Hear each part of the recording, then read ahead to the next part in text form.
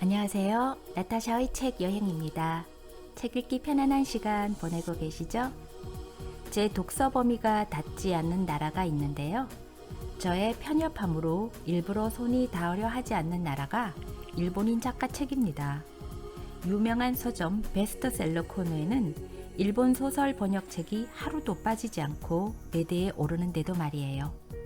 그래서 제 서재엔 일본 작가 책이 몇 권 없습니다. 언젠가 저의 편협함이 깨질 날이 있겠지 생각해 봅니다.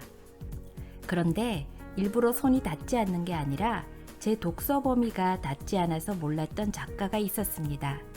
아프가니스탄 출신 헐레드 호세인이었습니다. 몇 해 전 한 외국인과 비행기를 탈 일이 있었는데 그녀가 비행기 안에서 이 책을 읽고 있어서 알게 된 것입니다. 이번에는 헐레드 호세인의 1000개의 찬란한 태양 A Thousand Splendid Suns를 읽어보겠습니다. 제가 가지고 있는 책은 현대문학에서 출판했고 왕은철 선생님이 옮기셨습니다. 먼저 작가 소개를 간단하게 하겠습니다. 헐레드 호세인이 1965년 카불에서 태어났지만 소련의 아프가니스탄 침공 후 외교관인 아버지를 따라 미국으로 망명했다. 의대를 졸업, 캘리포니아에서 의사로 활동하는 틈틈이 소설을 써 2003년 첫 소설 연을 쫓는 아이를 발표하며 데뷔했다. 그리고 2007년 5월 아프가니스탄에 남겨진 여성들의 삶을 이야기한 소설 1000개의 찬란한 태양으로 제목처럼 찬란하게 돌아왔다. 소련 침공, 군불들 간의 내전, 탈레반 정권, 그리고 미국과의 전쟁 등 아프가니스탄의 비극적인 현대사와 그 전란의 소용돌이 속에 남겨진 여자들의 이야기를 그린 1000개의 찬란한 태양은 그의 두 번째 소설로 출간 전 예약 판매를 시작하면서부터 아마존닷컴 종합 베스트 1위를 차지하며 큰 화제를 불러일으켰다.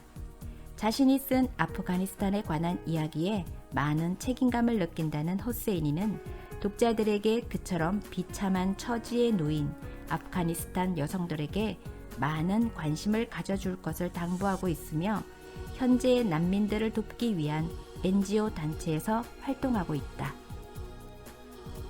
이 책은 전란의 소용돌이에 남겨진 두 여자, 마리암과 라일라, 한 남자의 아내들로 만나게 된 두 여자는 어쩌면 불가능할 듯도 싶은 연대를 만들어갑니다. 가난과 차별, 그리고 끊임없는 폭력과 생명의 위협 속에서도 서로에 대한 믿음과 희생으로 희망을 가꿔가는 그들의 이야기가 눈물겹게 펼쳐집니다. 나타샤의 책 여행, 저와 함께 아프가니스탄으로 날아가 봅니다.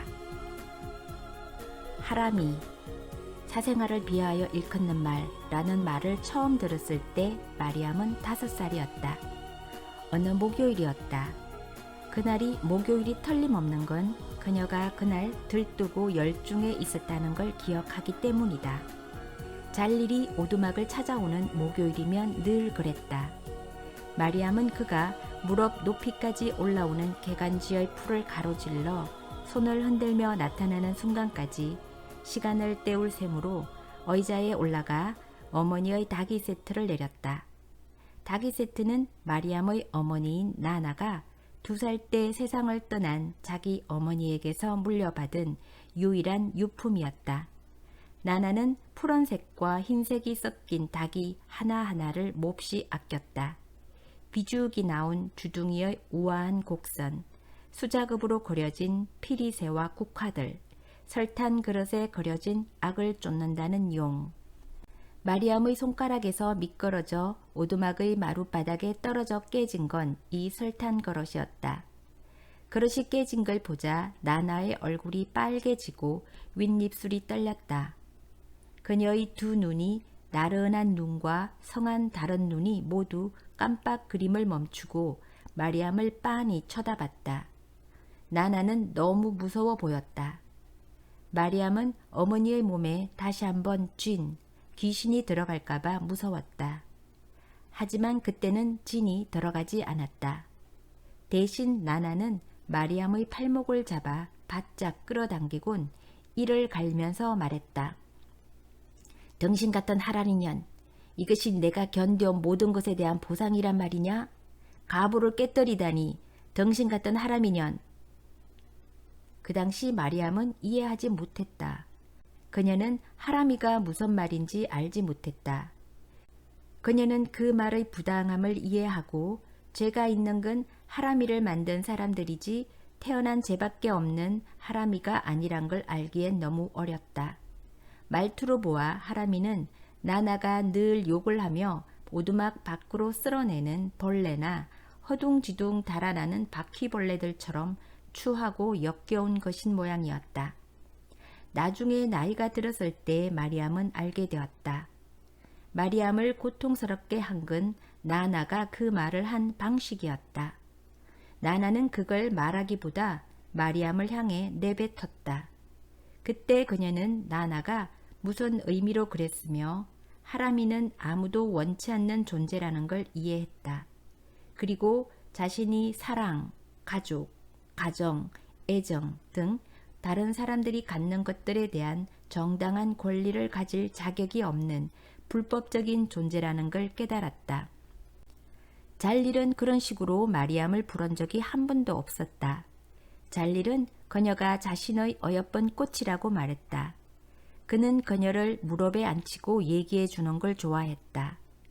그는 마리암이 1959년에 태어난 곳인 헤라트시가 한때는 페르시아 문화의 요람이었고 시인들과 화가들과 수피 교도들의 고향이었다고 말했다. 마리암은 아버지가 말해주는 세상 밖의 일을 공손하게 들었다. 솔직히 말해 마리암은 잘릴과 있으면서 자신이 하람이라고 전혀 느끼지 못했다. 매주 목요일 잘릴이 만면에 다정한 미소를 띠고 선물을 사들고 한두 시간씩 그녀를 보러 올 때 마리암은 자신도 이 세상의 모든 아름다움과 풍요로움을 받을 가치가 있다고 느꼈다. 그리고 그것 때문에 마리암은 잘릴을 사랑했다. 마리암이 아버지를 공유해야 했을지라도 말이다. 잘릴에게는 세 아내와 9명의 아이들이 있었다. 적법하게 태어난 9명의 아이들 모두가 마리암에게는 남이었다. 그는 헤라터에서 가장 부유한 남자 중 한 사람이었다. 그는 마리암이 본 적이 없는 영화관을 갖고 있었다. 잘릴은 그녀가 영화관에 대해 얘기해 달라고 조르자 그렇게 해줬다. 그렇게 해서 그녀는 건물의 앞면이 청색과 황갈색 테라코타 타일로 되어 있고 개인 전용 발코니 좌석이 있으며 천장이 마른 목골 모양으로 되어 있다는 걸 알게 되었다. 이중문이 타일로 된 로비를 향해 열려 있는데 그 안쪽에 있는 유리 진열장 안에는 인도 영화 포스터가 붙어 있다고 했다. 영화관 외에도 잘릴은 카로크와 파라에 있는 땅, 세 곳의 카펫 가게, 옷가게, 1956년산 검정색 뷰익 로드마스터를 소유하고 있었다. 그는 헤라트에서 가장 집안이 좋은 사람 중 하나였고 시장과 주지사의 친구였다. 그에게는 요리사와 운전사, 3명의 가정부가 있었다. 나나는 그 가정부 중 하나였다. 배가 불러오기 시작할 때까지. 나나의 말로는 그 일이 일어나자 잘릴의 가족이 들고 일어났다고 했다. 잘릴의 처가집 식구들은 피바람이 불 것이라고 위협했다. 부인들은 나나를 내쫓으라고 성하였다. 인근의 굴 다만 마을의 미천한 석공이었던 나나의 아버지는 딸과 의절했다. 그는 치욕스럽다며 짐을 싸서 이란으로 가는 버스를 타고 가버렸다. 그리고 그 후로 다시 나타나지도 않았고 소식도 없었다. 어느 날 아침 일찍 오두막 밖에서 달객에 모이를 주며 나나가 말했다. 나는 이따금 내 아버지가 그가 가진 날카로운 칼로 명예롭게 딸을 죽일 배짱이 있는 사람이었으면 좋았을 거라는 생각을 해본다. 그게 나한텐 더 좋았을지 모르지. 그녀는 잠시 말을 멈추고 닭장에 또 한 줌의 모이를 던졌다. 그리고 마리암을 바라보았다. 아마 너한테도 더 좋았을 게다. 네가 자신이 누구인지 알게 되는 슬픔을 맛볼 필요가 없었을 테니까. 하지만 내 아버지는 겁쟁이였어. 그에게는 배짱이 없었단 말이야. 나나의 말에 따르면 잘릴에게도 명예로운 짓을 할 배짱이 없었다. 그의 가족과 아내들, 처갓집 식구들에 당당히 맞서면서 자신의 행동에 대한 책임을 질 배짱이 없었다. 그 대신 밀실에서 후다닥 체면을 차리기 위한 거래를 했다. 다음 날 그는 나나에게 하인 숙소에 있는 소지품을 챙기게 해 쫓아냈다. 너 그가 자기 부인들한테 뭐라고 했는지 아냐? 내가 자기한테 달려들었다고 했어. 내 잘못이었다고 했다. 디디, 알겠느냐? 이 세상에서 여자가 된다는 건 그런 의미야. 나나는 닭 모이가 담긴 그릇을 내려놓았다. 그녀는 마리암의 턱을 한 손가락으로 들어올렸다. 나를 보렴 마리암. 머뭇거리면서 마리암이 고개를 들었다. 내 딸아, 이젠 이걸 알아야 한다.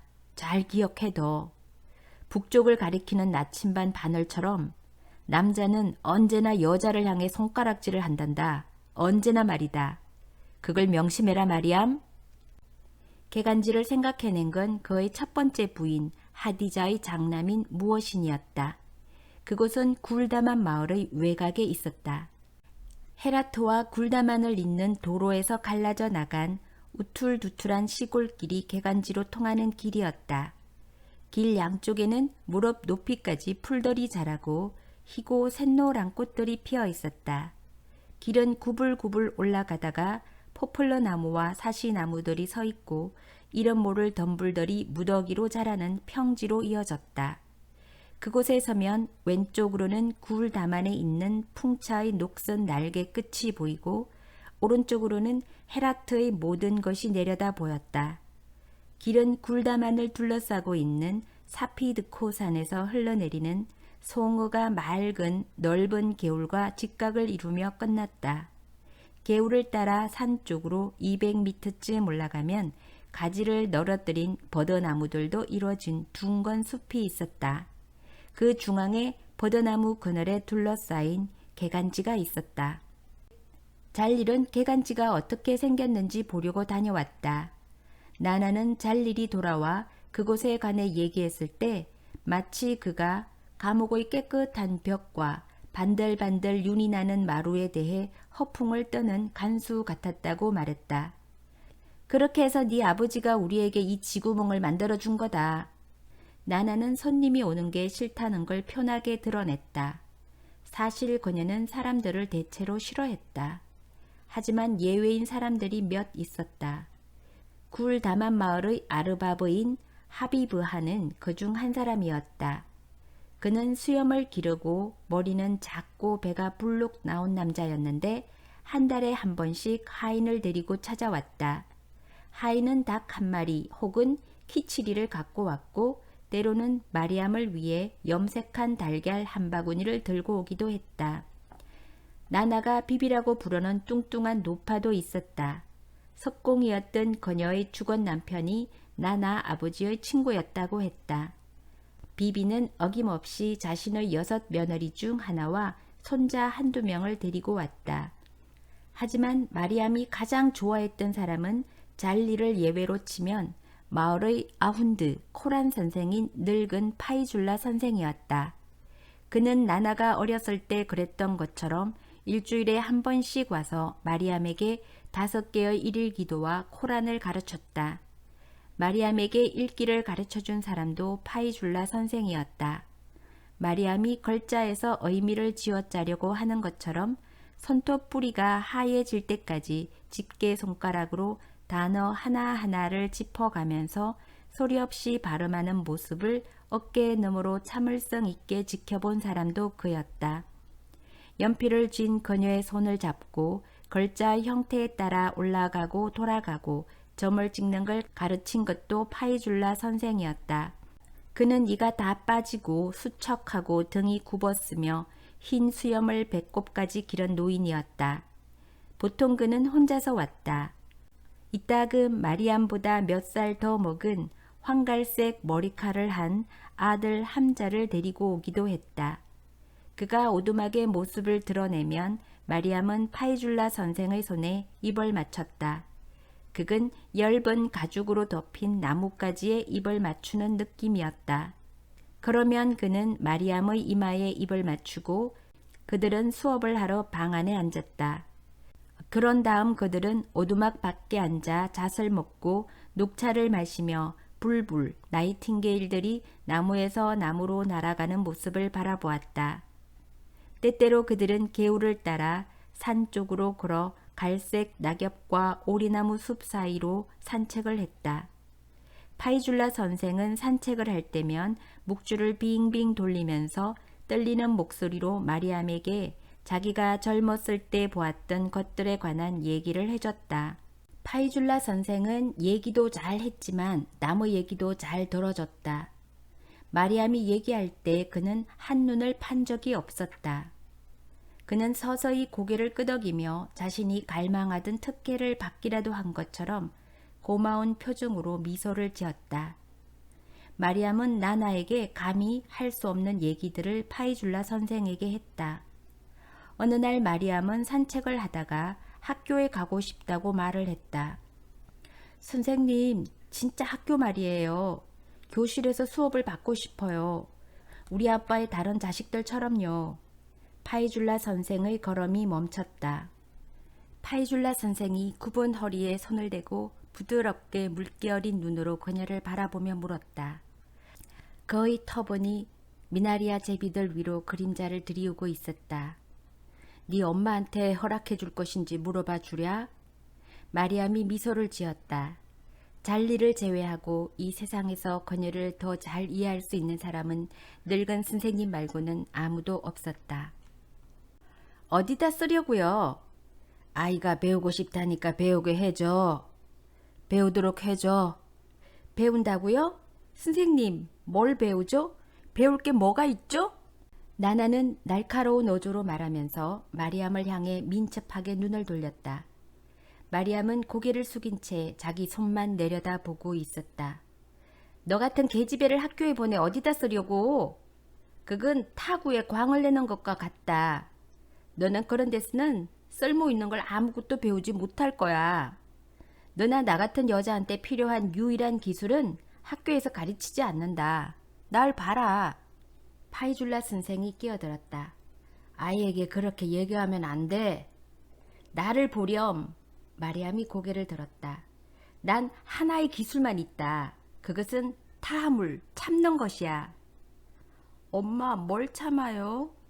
그게 뭔지 알려고 안달할 건 없어. 그럴 일은 쎄고 쎄으니까. 마리암, 그게 우리 팔자야. 우리 같은 여자들은 그런 거야. 참는 거지. 그것이 우리가 가진 전부야. 알겠어? 게다가 그들은 학교에서 너를 비웃을 거야. 너를 하람이라고 부르며 너에 관해 입에 담지 못할 말들을 할 거야. 그러도록 놔둘 수는 없어. 마리암이 고개를 끄덕였다. 더 이상 학교 얘기는 안 할게요. 엄마가 나의 전부예요. 그들에게 엄마를 잃을 수는 없죠. 저를 보세요. 학교 얘기는 더 이상 하지 않을게요. 파이줄라 선생이 다시 끼어들었다. 생각을 좀 해봐.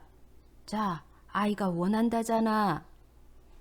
저는 선생님을 존경하지만 아이가 어리석은 생각을 하도록 하시면 안 돼요. 정말로 저 아이를 아끼신다면 어미와 함께 집에 있는 게 팔자라는 걸 깨닫게 하셔야 해요. 바깥에는 저 아이를 위한 건 아무것도 없어요.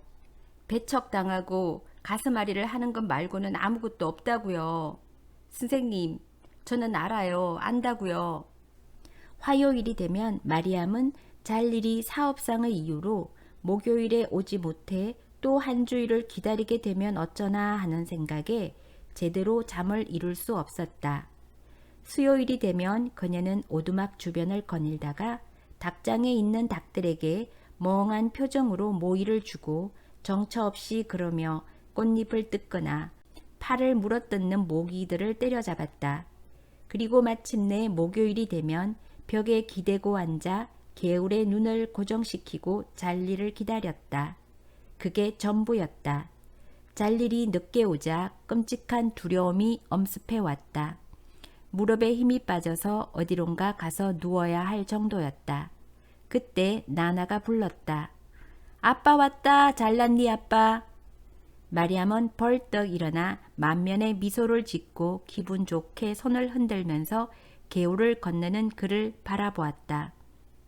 개간지에 들었으면 잘일은 탄두로 위에 재킷을 던지고 팔을 벌렸다. 마리암은 처음에는 걸어가다가 마침내 그를 향해 달려갔다. 그는 그녀를 안아 높이 치켜들었다. 나나와 차를 마신 후 마리암과 잘일은 늘 낚시를 하러 갔다. 그는 마리암에게 낚싯대를 들이우고 송어를 들어 올리는 법을 가르쳐줬고 송어의 배를 따서 씻고 단번에 뼈를 발라내는 법을 가르쳐줬다. 그는 고기가 잡히기를 기다리는 동안 종이에서 펜을 떼지 않고 단 한 번에 코끼리를 그리는 법도 가르쳐줬다. 그는 그녀에게 운이 맞는 노래를 가르쳐줬다.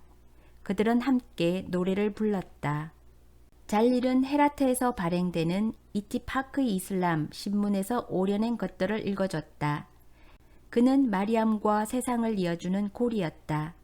그는 오두막 너머에, 아니 구울다만과 헤라트 너머에도 발음을 할 수 없는 이름을 가진 대통령들과 박물관들과 축구, 지구를 돌고 달에 착륙한 인공위성들이 있는 크다란 세계가 존재한다는 걸 알려줬다. 잘일은 매주 목요일 세상의 일부를 오두막으로 가지고 왔다. 1973년 여름 마리암이 14살이 되었을 때 그녀에게 카불을 40년간 통치해온 자히르 샤 왕이 무혈혁명에 의해 건자에서 쫓겨났다는 얘기를 해준 사람도 그였다. 왕이 치료를 받으러 이탈리아에 가 있는 동안 그의 사촌인 다우드한이 그렇게 했지. 너 다우드한 기억나니? 내가 너한테 얘기해 준 적이 있잖아. 네가 태어났을 때 그 사람이 카불의 총리였단다. 여하튼 아프가니스탄은 더 이상 군주제가 아니야. 이제는 공화국이야. 다우드한이 대통령이지. 카불의 사회주의자들이 그가 권좌에 오르는 걸 도와줬다는 소문이 파다하다. 그가 사회주의자라는 말이 아니라 사회주의자들이 그를 도왔다는 말이다. 여하튼 그런 소문이 있다. 1974년 봄 마리암이 15살이 되던 해였다. 마리암은 잘일에게 15번째의 생일 선물로 아빠의 영화관에 데려다 달라고 했다. 만화 영화도 보고 싶고 그 인형 소년도 보고 싶다고 했다. 이렇게 말하고 나자 마리암은 분위기가 이상해지는 걸 느꼈다. 그녀의 부모는 엉덩이를 들썩였다. 마리암은 그들이 눈길을 교환하는 걸 느낄 수 있었다. 그건 좋은 생각이 아니야.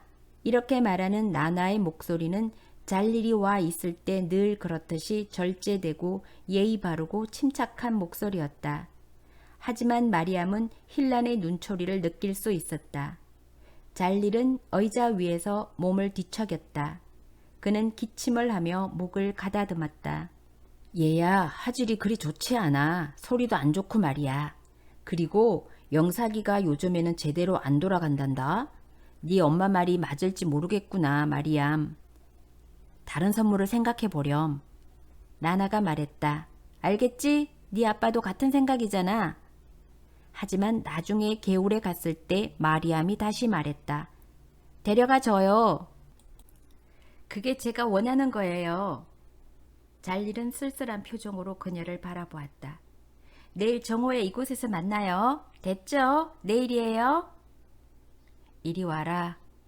그는 쭈그리고 앉아 마리암을 끌어당기고 아주 오랫동안 껴안았다.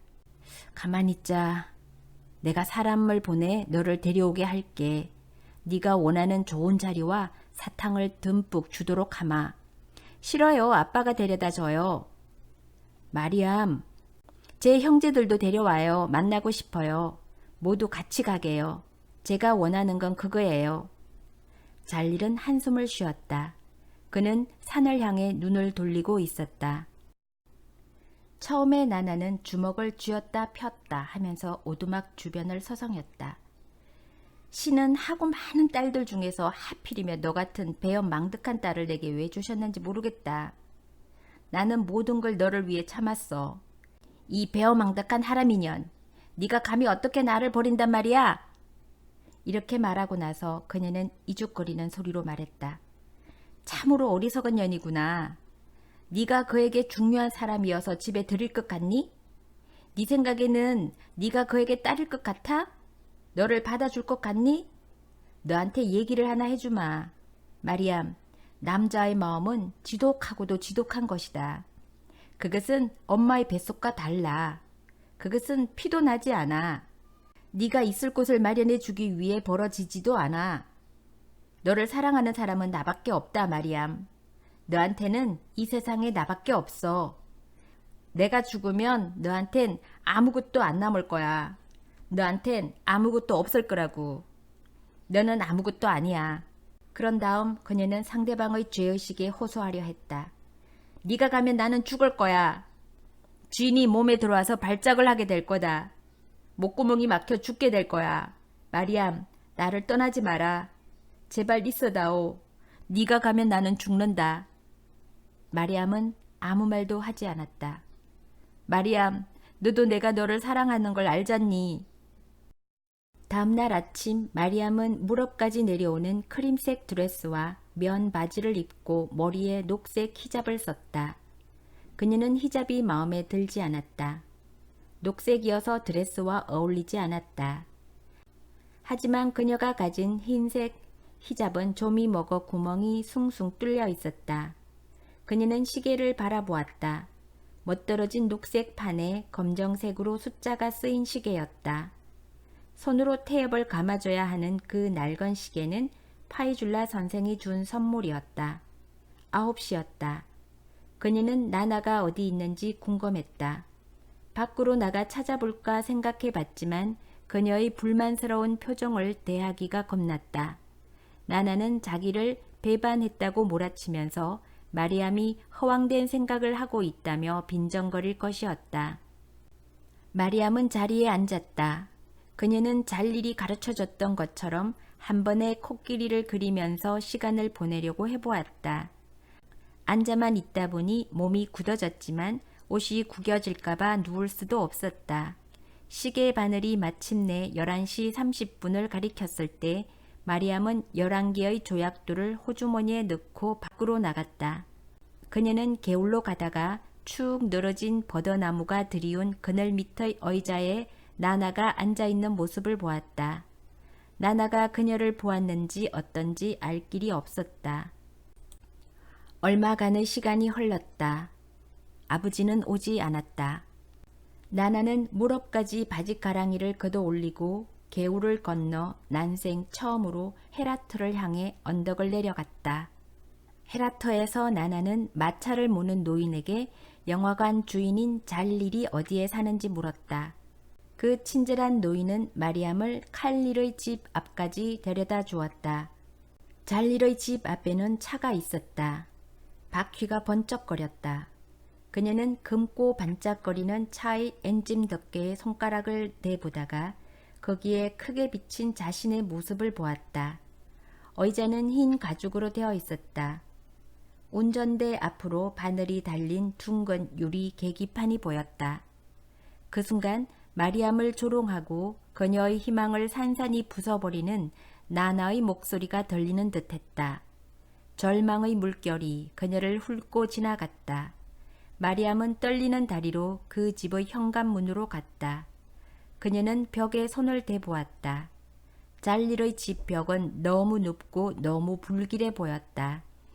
그녀는 목을 빼고 담장 위로 올라온 삼나무들의 우덤지를 바라보았다. 우덤지가 미풍에 흔들렸다. 그녀는 그것이 자신을 환영하는 몸짓이라고 생각했다. 마리암은 마음을 가다듬었다. 맨발의 젊은 여자가 문을 열었다. 아랫입술 밑으로 문신이 있는 여자였다. 잘린 한을 만나러 왔어요. 저는 그분의 딸인 마리암이에요. 여자가 얼떨떨한 표정을 지었다. 그리고 뭔가를 알아보는 듯 하더니 희미한 미소를 지었다. 여기에서 기다려요. 그녀는 이렇게 말하고 문을 닫았다. 몇 분이 지나서 한 남자가 문을 열고 나왔다. 졸린 듯한 눈과 침착한 표정의 키가 크고 어깨가 널찍한 남자였다. 그의 목소리는 불친절하진 않았다. 나는 잘릴한을 모시는 운전사야. 잘릴한은 댁에 안 계셔. 차는 있는데요. 급한 일로 나가셨어. 언제 돌아오시는데요? 말하지 않고 나가셨어. 마리암은 기다리겠다고 말했다. 그는 문을 닫았다. 마리암은 쪼그리고 앉았다. 벌써 저녁이었다. 배가 고프기 시작했다. 마차를 몰던 노인이 준 태피 과자 외에는 먹은 게 없었다. 잠시 후 운전사가 다시 나왔다. 집에 가야 돼. 1시간도 못 돼. 어두워질 거야. 저는 어둠에 익숙해요. 추워질 거야. 내가 집에 데려다 줄게. 돌아오시면 네가 왔었다고 말씀드릴게. 마리암은 말없이 그를 쳐다보기만 했다. 그게 싫다면 호텔로 데려다 줄게. 거기 가면 편안히 잘 수 있어. 어떻게 할 것인지는 내일 아침에 일어나서 생각해보고 말이야. 집으로 들어가게 해줘요. 들여놓지 말라는 지시를 받았어. 주인 어른이 언제 돌아오실지 아무도 몰라. 며칠 걸릴지도 몰라. 마리암은 팔짱을 끼웠다.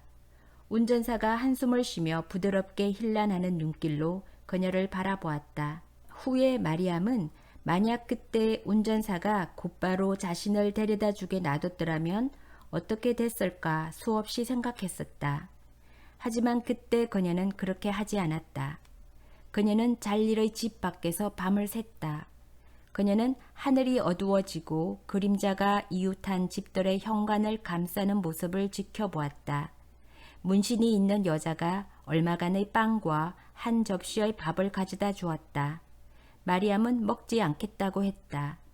여자는 마리암 옆에 그것을 놓고 갔다.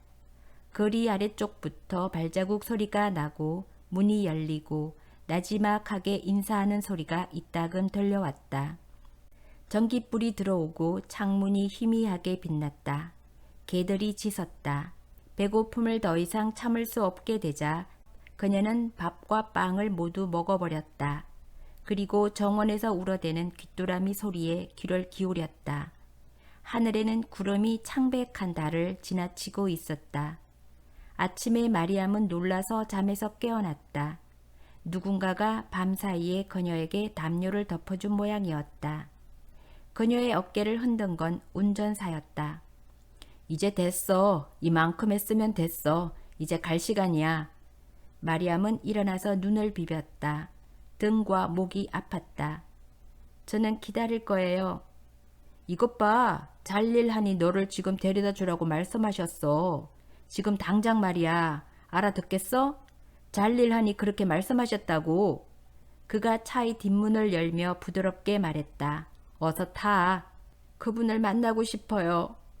마리암의 눈이 눈물에 젖었다. 운전사가 한숨을 쉬며 말했다. 집에 데려다 줄게. 자, 어서 타. 마리암은 일어서서 그를 향해 걸었다. 그리고 마지막 순간에 방향을 바꿔 문을 향해 달려갔다. 그녀는 운전사의 손가락이 자신의 어깨를 잡으려고 하는 걸 느꼈다. 그녀는 그걸 떨쳐내고 문을 박차고 들어갔다. 잘릴의 정원에 있었던 몇 초 안 되는 순간 마리암의 눈은 안에서 식물들이 자라는 반짝이는 유리 온실, 나무 시렁에 달라붙은 포도나무 덩굴, 회색 돌무더기로 둘러싸인 연못 속의 물고기, 과일나무, 밝은 색깔의 꽃들을 마음에 새겨 넣었다. 그녀의 눈길은 이러한 모든 것을 훑어보고 나서야 연못 너머의 위청 창문에 있는 사람의 얼굴에 멎었다.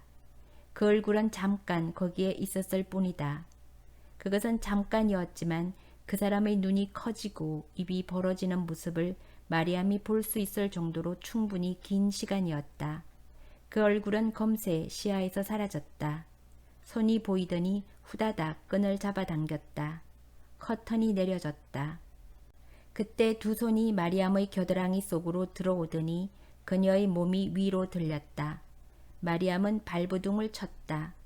그녀의 호주머니에 있던 조약돌이 빠져나왔다. 차로 끌려가 뒷좌석의 차가운 가죽 시트에 앉혀지는 동안 그녀는 발부둥을 치며 울었다. 운전사는 운전을 하면서 낮은 소리로 그녀를 위로했다. 마리암은 그의 말이 귀에 들어오지 않았다. 그녀는 뒷자리에서 몸을 들썩거리며 울었다. 그것은 슬픔과 분노와 환멸의 눈물이었다. 하지만 대부분 깊고 깊은 치욕의 눈물이었다. 어리석게도 잘릴의 말을 곧이곧대로 믿고 색깔이 안 맞는 것도 마다하지 않고 히잡을 두른 것에서부터 시작해 무슨 옷을 입어야 할지 망설이느라 그 난리를 쳤으며 그것을 떠나기를 거부하고 길 잃은 개처럼 길거리에서 잤다는 사실이 치욕스러워 흘리는 눈물이었다. 마리암이 어머니의 상처받은 표정과 그녀의 부석부석한 눈을 무시했던 걸 생각하자 수치스러웠다. 나나의 경고가 맞았던 것이다. 마리암은 위청 창문으로 얼핏 보았던 그의 얼굴에 대해 계속 생각했다. 그는 그녀가 길바닥에서 자도록 내버려 뒀다. 길바닥에서 말이다. 마리암은 누워서 울었다. 그녀는 일어나 앉지 않았다. 누구에게 그 모습을 보이고 싶지도 않았다. 그녀는 헤라터의 모든 사람들이 오늘 아침 그녀가 스스로를 어떻게 망신거리로 만들었는지 알고 있다고 상상했다. 그녀는 파이줄라 선생님이 옆에 있었으면 싶었다. 그의 무릎에 얼굴을 묻고 싶었다. 그가 다독거려줬으면 싶었다. 얼마 후 길이 울퉁불퉁해지면서 찻소리가 더 요란해졌다. 그들은 헤라트와 굴다만 사이에 있는 가파른 길을 올라가고 있었다. 나나에게 무슨 말을 해야 할지, 어떻게 잘못을 빌어야 할지, 어떻게 나나의 얼굴을 대할지 알 수 없었다. 차가 멈췄다. 운전사가 그녀가 나오는 걸 도와줬다. 데려다 줄게. 그녀는 길을 가로질러 올라가는 걸 그가 도와주도록 내버려 뒀다. 길을 따라 인동덩굴이 자라고 있었다. 박주가리도 있었다. 꿀벌들이 바람에 나풀거리는 야생아들 위에서 윙윙거리고 있었다. 운전사는 그녀의 손을 잡고 개울을 건너는 걸 도와줬다.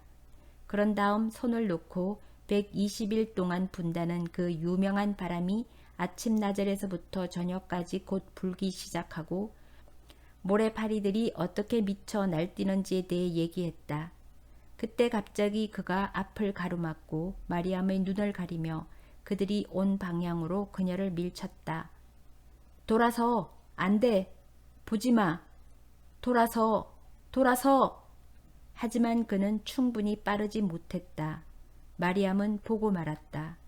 한 줄기 돌풍이 불면서 버드나무의 늘어진 가지를 갈라 놓았다.